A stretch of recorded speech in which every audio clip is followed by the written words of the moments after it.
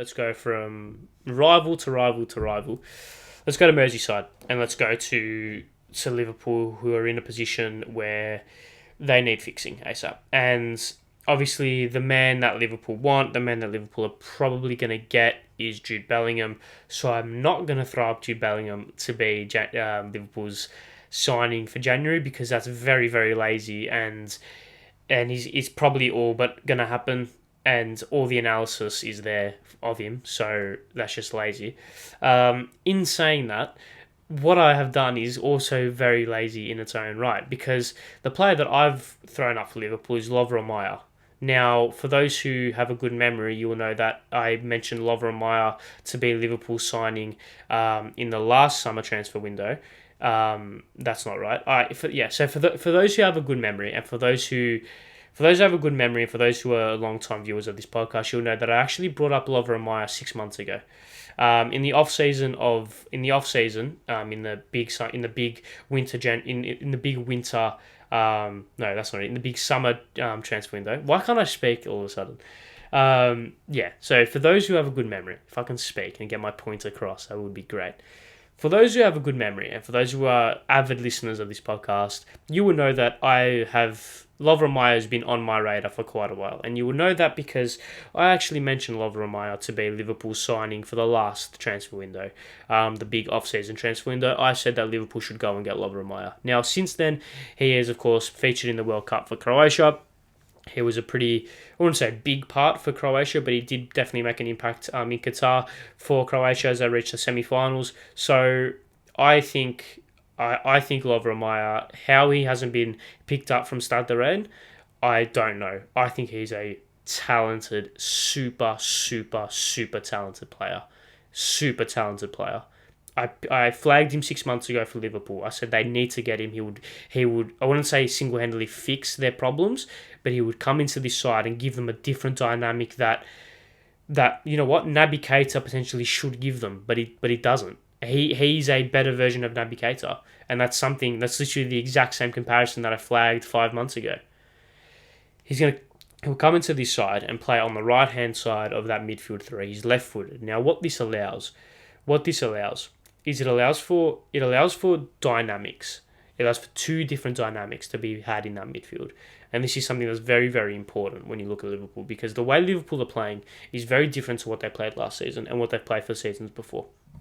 Liverpool have played for the longest time a midfield three that is very, very industrious. When we look at the side that won the Champions League, when we look at the side that won the League, Henderson, Fabinho, Wijnaldum. They're the three really that spring to my mind when I think of prime Liverpool in this era, their midfield. Very industrious, very workmanlike, very getting your job done, giving the ball to the more talented players. Now, Klopp has changed that to a certain extent. He's changed the way that Liverpool are playing in order to get more out of their midfield players. I don't necessarily agree with that. I think that they should go back to the way that they were playing because it's worked for them for the longest time, having that more industrious midfield. But I can't go against the facts. That's what Klopp is doing. So when we look at potential midfield signings, Jude Bellingham, in my opinion, is the obvious one. He's a more workman-like midfielder than someone like a Lovro Majer because he's slightly more physical, slightly taller, can do a little bit more defensive grunt work than Lovro Majer, and is a player that will just run all day. Whereas Lovro Majer, especially in possession, is... While Lovro Majer is a very tenacious, hard-working footballer, he's a little bit more creative and a little bit more elegant, especially when he has the ball in a sense. What he will do in this system is that he'll play on the right-hand side of that midfield three, assuming that they continue with the 4-3-3 and don't move to a 4-2-3-1. If they do move to a 4-2-3-1, he can play as a number 10 and he'll do a very, very good job there as well. And you know what? He can also play as a double pivot in slightly more high possession games. A midfield double pivot of someone like Fabinho and Majer, giving some players rotation, that will be very good because Majer can sit deep and can dictate tempo as well, whilst also playing a slightly more advanced number 8 position, breaking into the final third, etc., etc. But on the right-hand side, what Lovro Majer will do in this 4-3-3 system is that he'll play on the right-hand side of this midfield three. He's a left footer. So what that allows as a left footer is that when you look at Liverpool's biggest weapon, it's Trent. When Trent is on, he's on. Like he's his delivery, his threat from that right-hand side is immense. So what you need to do to get the best out of that is to have another player there that can occupy defenders' attention as well.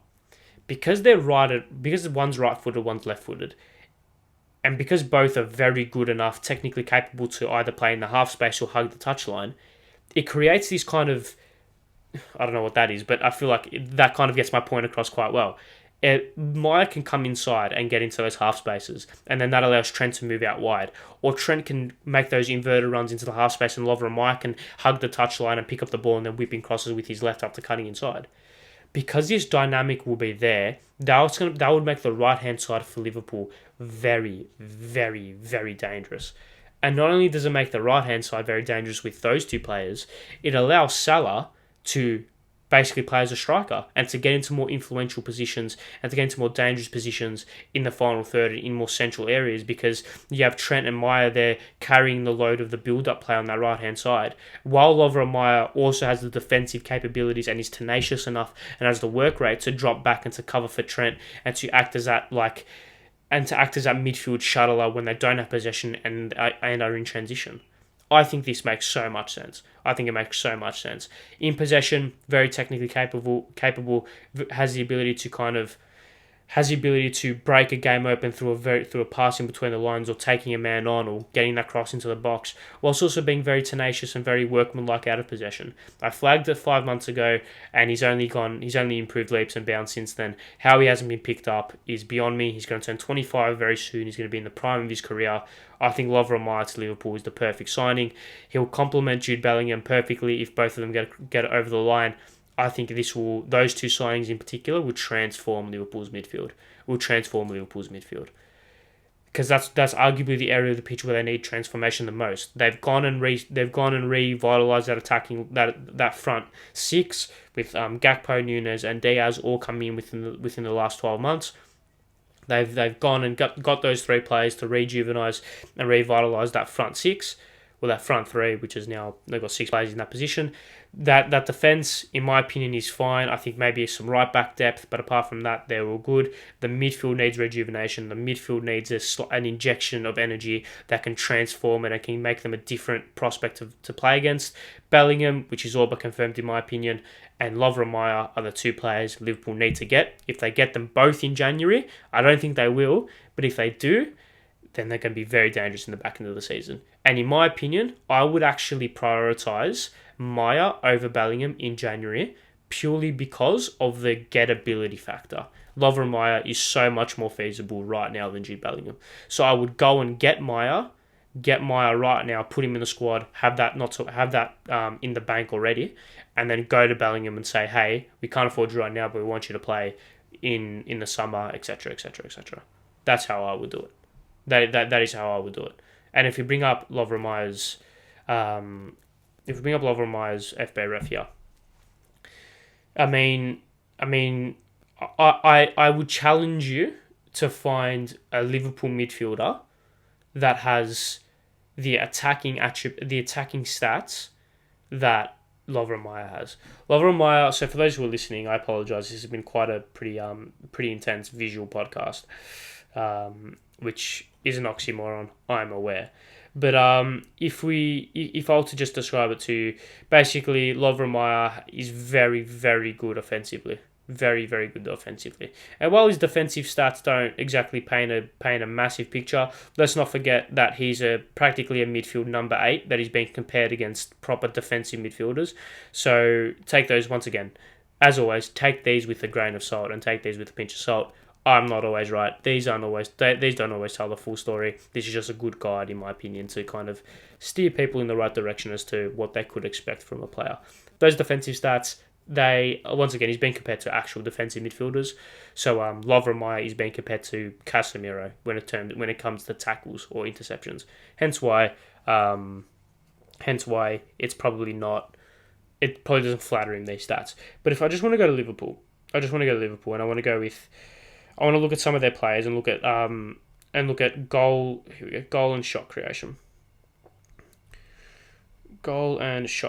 Here we go. Come on.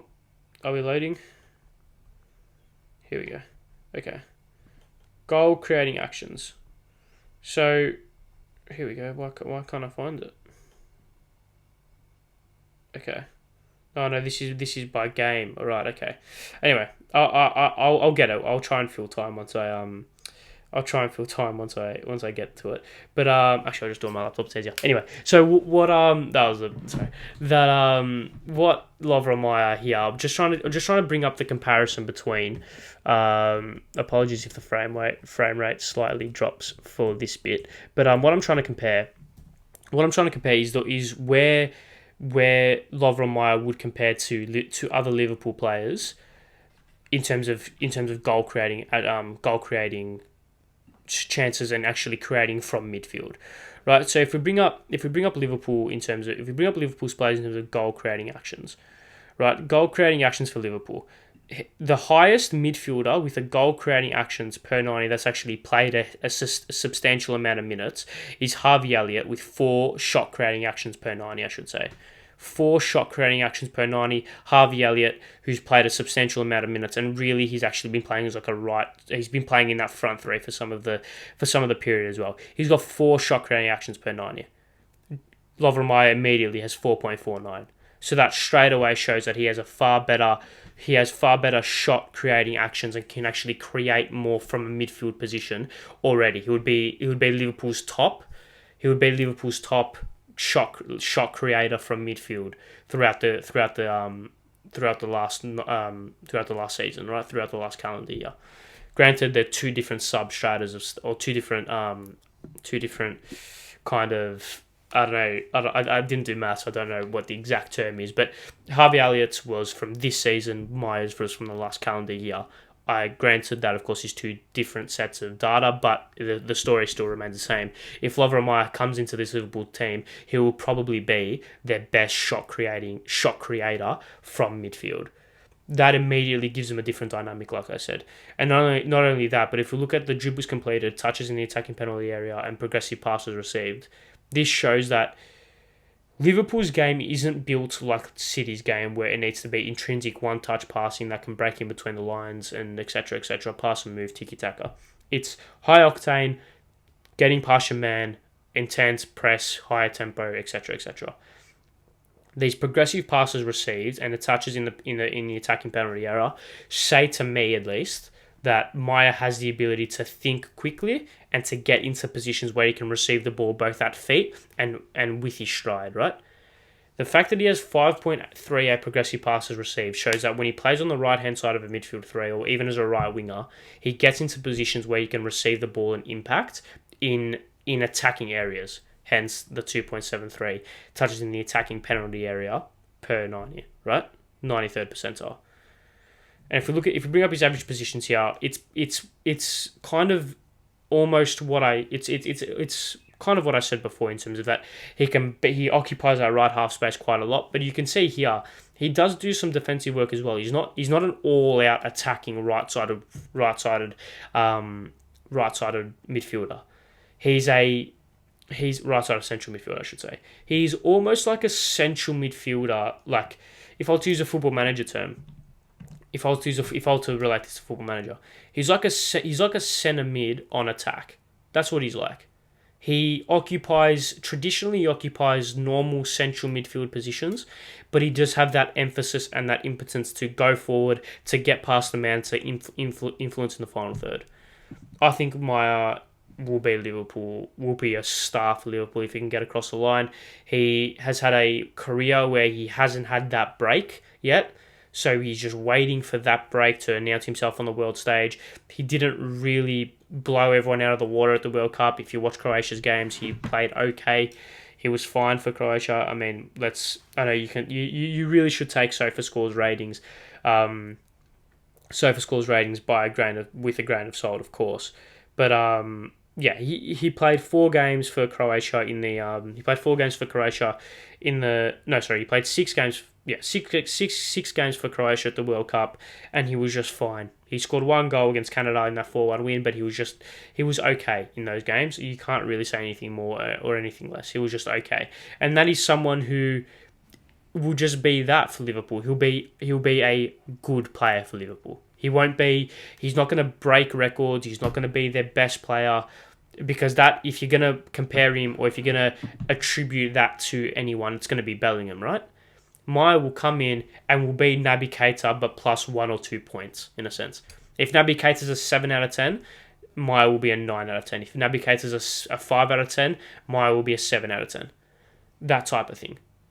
Majer will come in and will just be a better version of Naby Keita, which I agree isn't necessarily that hard, but he'll come in on the right-hand side, do a more than capable job, will be content with sitting on the bench, provides that depth, 25 years old, so he's experienced. He won't think about it as his career being stunted, because that would be his best move, like his career peak move. Yeah, I think Lovro Majer is the guy for Liverpool, in my opinion. And I flagged it 5 months ago, and I'll flag it again until someone picks him up, because I think he's a star. I think he's a superstar. So, yeah, Lovro Majer for Liverpool. It's quite ironic that 5 months on, Liverpool still need the same player, and the same player I've said is the player that, like, the Liverpool still need the same player. So, still need the same type of player, I should say. That's it. 52 minutes. Quite a long episode, this one already.